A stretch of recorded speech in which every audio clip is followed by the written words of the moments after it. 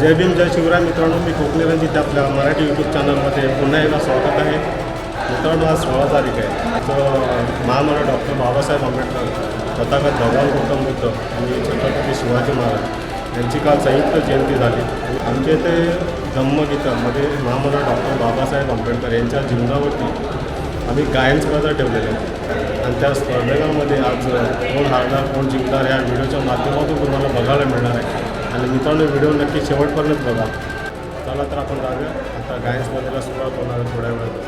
तर आपण स्पर्धेला भेटूया.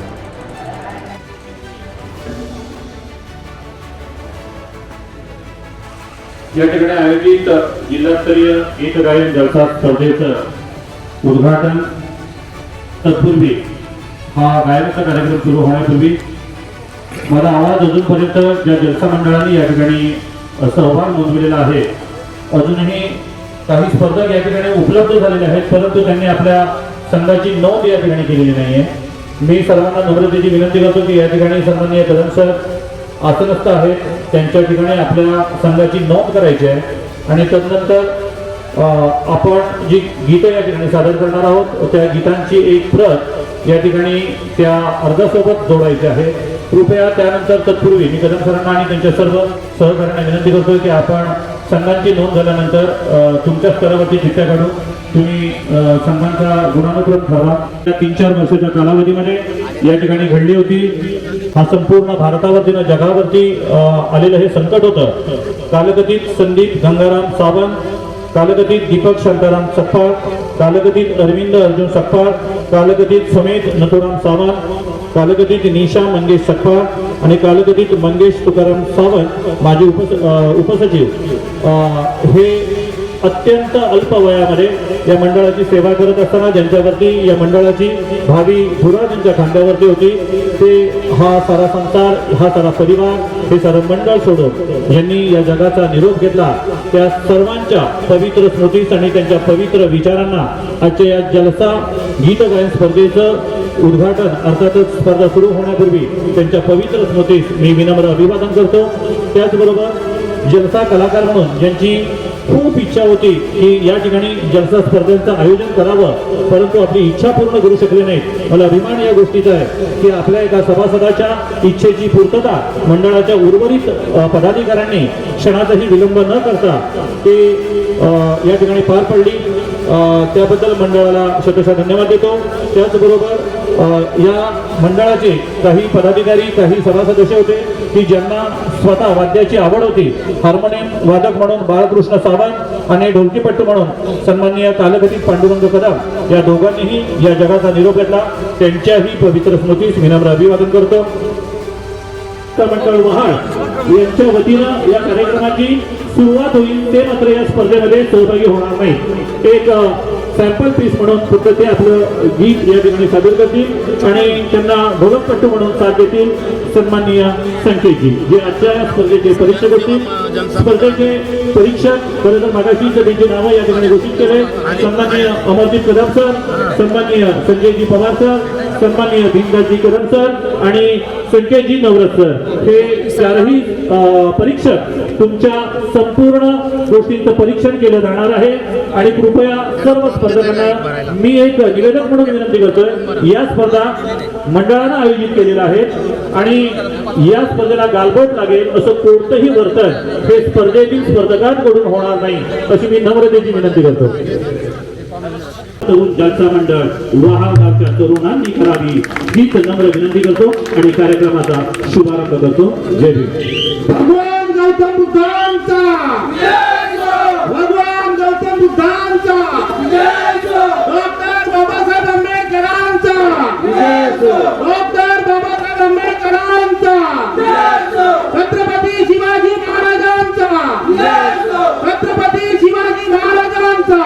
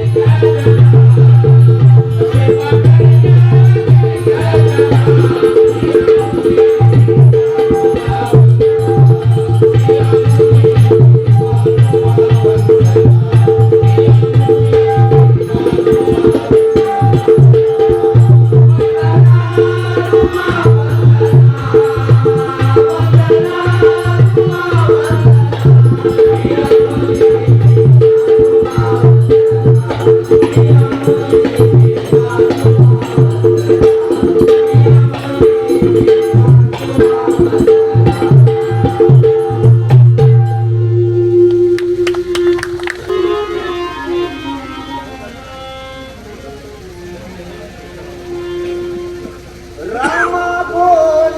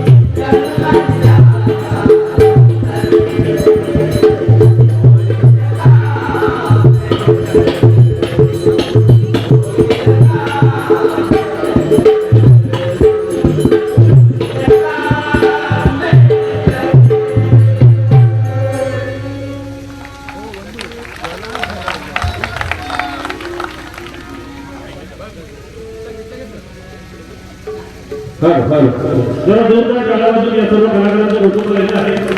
अत्यंत कमी वेळेत अत्यंत कमी वेळेमध्ये चांगली सुरुवात या ठिकाणी केली.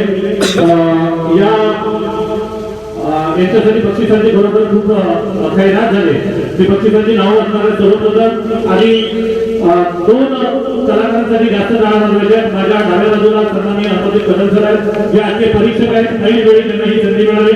त्यांनी जे या ठिकाणी हार्मोनियम वादक केले त्यांच्यासाठी जरा जोरदार टाळ्या वाजवा. आणि उजव्या साईडला इथे ढोलकी ज्यांनी वाजवली अप्रतिम ढोलकी वादनाचा नमुना या ठिकाणी पाहायला मिळाला. ते परीक्षक आजचे आहेत सन्माननीय संकेतजी. त्यांना ऍडव्होकेट संगम सावंत यांच्याकडून 200 रुपयाचं सन्मान आलेलं आहे कलाकाराला. संकेत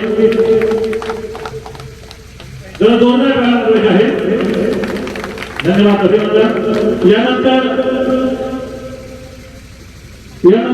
सन्माननीय शरद सत्ता 100 रुपये, सन्माननीय अजय सावंत 50 रुपये, सन्माननीय रिया सावंत 100 रुपये, सन्माननीय संजय सावंतकर 100 रुपये, सन्माननीय सुरेश लक्ष्मण पवार खांडोत्री 100 रुपये, सन्माननीय अनंत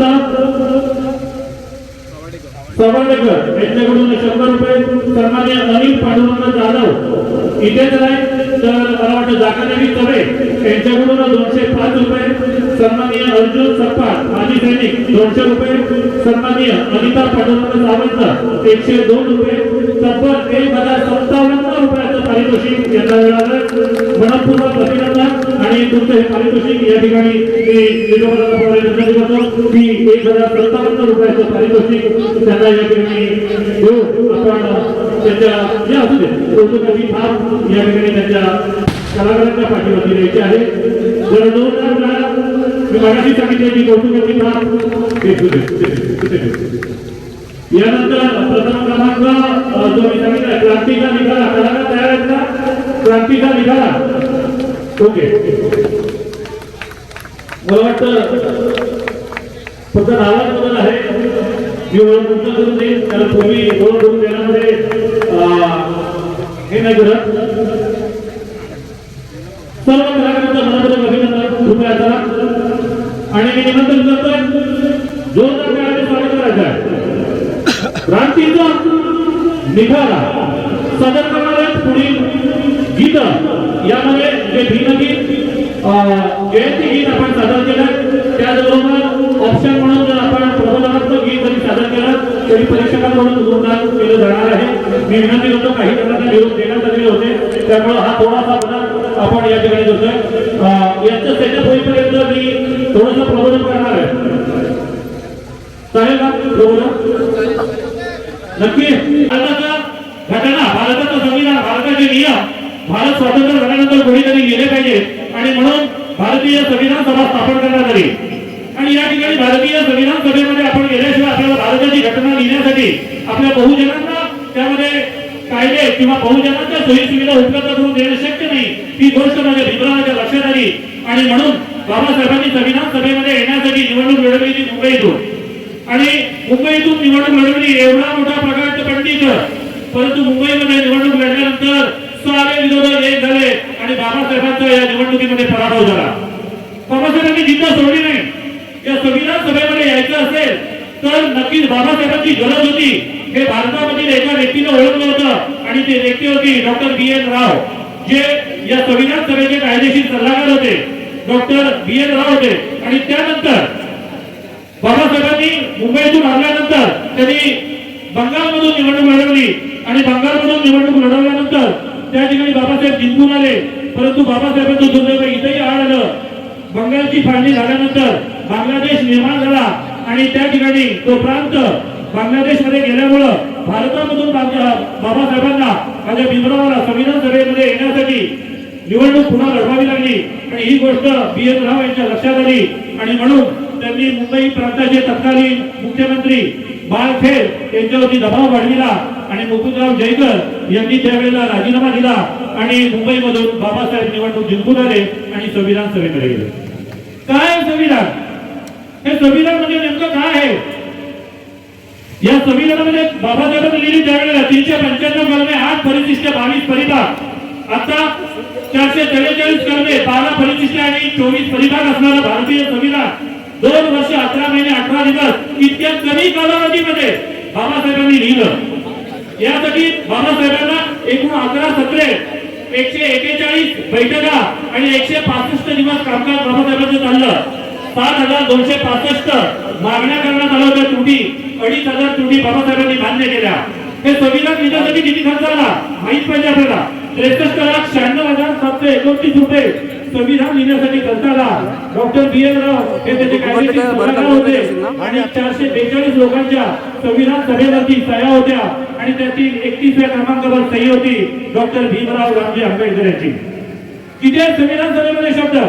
जे संविधान आपण लिहिलंय त्या संविधानामध्ये शब्द आहेत 1,17,369 आणि त्याच्यामध्ये पानं आहेत 251 आणि त्या संविधानाचं वजन आहे 3.75 किलोग्रॅम। इतकं संविधान कुठे आहे? संविधान हे संविधान नेमकं आहे कुठे?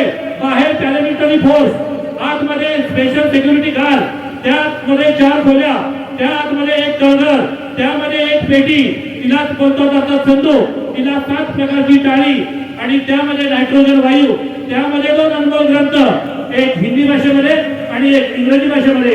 जगामध्ये आजपर्यंत ज्याची दरवर्षी वैद्यकीय चाचणी केली जाते असं 14 भाषांमध्ये भाषांतरित झालेलं संविधान तुमच्या आणि माझ्या बापानं लिहिलंय। सार्थ अभिमान असला पाहिजे डॉक्टर बाबासाहेब आंबेडकरांचा। अरे तो तलवार होऊन गेला, अन्यायाविरुद्ध प्रहार होऊन गेला, तो तलवार होऊन गेला, अन्यायाविरुद्ध प्रहार होऊन गेला। होता तो एक गरीबच पण तोच या जगाचा कोहिनूर होऊन गेला। जग खूप रडवत होतं त्याला, हे जग खूप रडवत होतं त्याला, तोच या जगाला घडून गेला। अरे कसे कळत नाही बाबांनो तुम्हाला, वर्गाच्या बाहेर बसणारा माझा भीमराव या देशाचं संविधान लिहून गेला, या देशाचं संविधान लिहून गेला। त्या महामानवाच्या पवित्र विचारांना मी अभिवादन करतो आणि पुन्हा एकदा तुमच्या सेवेसाठी सादर करतोय क्रांतीचा निखारा।